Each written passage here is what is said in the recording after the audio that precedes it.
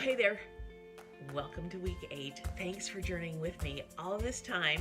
8 weeks we're in to the first half of the book of Acts. I'm so thrilled that you decided to join me and have continued to journey with me through the lives of Peter and James and John and all the early apostles, Paul and Barnabas, just to learn what they're learning as they travel and journey with Jesus. And so today, I want to talk. Our study this week has been on Peter and Cornelius, and we're going to talk about a double vision again of how God caused Cornelius to seek God, and then came to Peter and said, "Go to Cornelius," and together they did a work. And so I'm so excited to do this. So one of the things that comes out in all of this is this idea of listening to God. Now, Peter was up on the rooftop praying.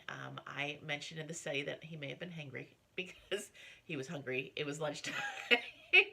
But who knows what God can do when we're hangry. So, and then Cornelius, who was not really a true believer, but was God-fearing, was generous with his money, who still kind of followed those prayer times of the Jewish people, was seeking God. And at the same time, God appeared to them and spoke to them, and they were both obedient to say, I'll do what you ask. And so how do you and I listen to God? I bet you're wondering that. And I often feel like when I'm praying, I don't know if you struggle with this, but I want to get through it sometimes. Like, okay, this is my prayer time. Here are the things I need from God. But how do we practice the art of listening to God and hearing from Him? And I know a lot of you have asked, even in our study now, do you hear an audible voice, or do you just kind of get a feeling, or what is it? And so I actually am not going to probably address that, but we can talk about it in study. But I want to talk about some things we can do to start listening and hearing from God.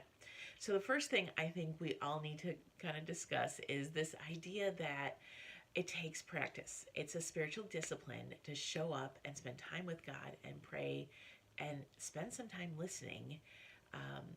But He's not going to talk to us if we're not doing that every day. If we do that once a month, we're just out of a rhythm, and we're not really building a relationship. We're, checking in to say, will you give me this thing? And so part of that is making your time with God, your appointment with God every day. And it doesn't have to be an hour where you get up at 4:30 before the sun comes up and spend your time alone. It can be maybe 10 minutes before you get out of bed. Or it can be maybe on your lunch. One of the things I did when I was actually working what I call a real job is we got a lunch hour, and I would go at lunch by myself. And in the winter, I would go to the library. And in the summer, I would just go to a park, bring my lunch, and just spend some time with the Lord every day. And so it doesn't always have to be that first thing in the morning. It can be as you're going to bed. So just think about that. Sometimes time is better than no time because you couldn't get up early, right? So practice the discipline of spending time with Him. And the reality is we don't always hear from Him, but sometimes we just have to practice that. One of the things I love, verses that has been coming to me as I've done the study this week is Jeremiah 29:13. And it's positioned right after this famous verse that we almost always take out of context, which is, I know the plans I have for you, right? God was talking to them in the middle of captivity to settle down. He knew the plans in the midst of trials for them. But 12 and 13 actually take a different approach, and it says this: "Then you will call on me and come to me and pray to me, and I will listen to you. You will seek me and find me when you seek me with all of your heart." And I firmly believe that if we seek Him by choosing, even when we don't feel like it, to show up to our God appointment, God will honor that and seek us and come to us. And so step 1 is all about creating a regular discipline of appointments with God. The second thought I have about listening to God is to create that stillness. I think stillness is so hard. When I try it, my thoughts wander, right? And I want to reach for some kind of input, whether it's a book or a worship song, instead of just being comfortable with the stillness. Now, this takes practice, and so a lot of us have talked about this in our study already of saying thoughts start coming in and I get distracted. So make a discipline of, having a pad of paper next to you, writing the thoughts down, and then getting back to just choosing stillness. And even if you just start with a few minutes each day and then build up to the point where God is speaking to you, that will go a long way. The third point I have is, our third tip I have is journal what you're learning from the Lord.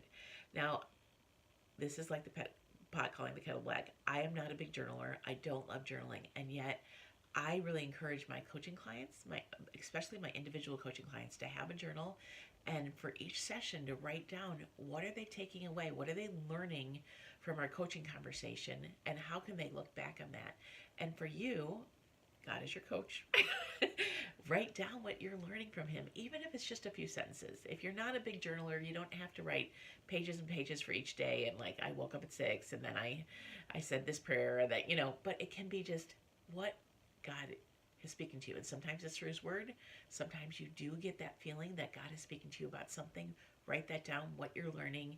It's a resource for you to go back and say, God is speaking to me, even though it doesn't feel like it. Lastly, this has been a theme throughout Acts, but God speaks to us when we're obedient.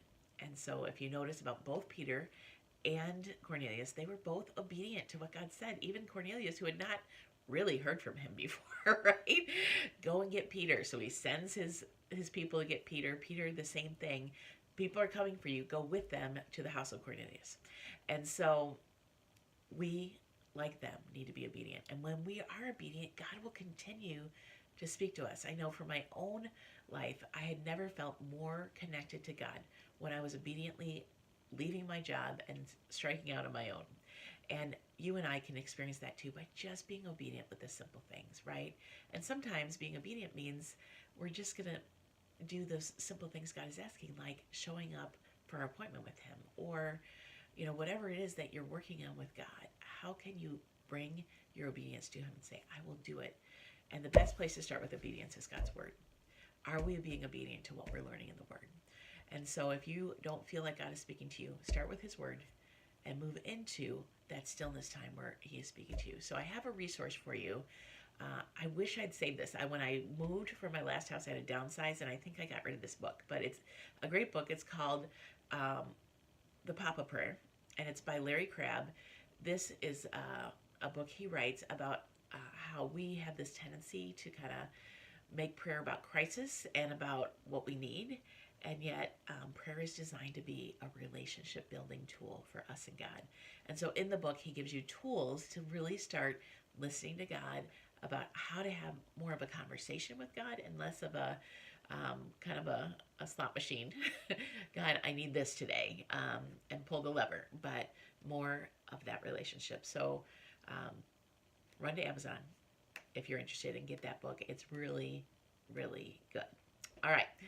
With that, I am so excited to be with you this week to talk Peter, Cornelius, and God's voice. And we'll see you then.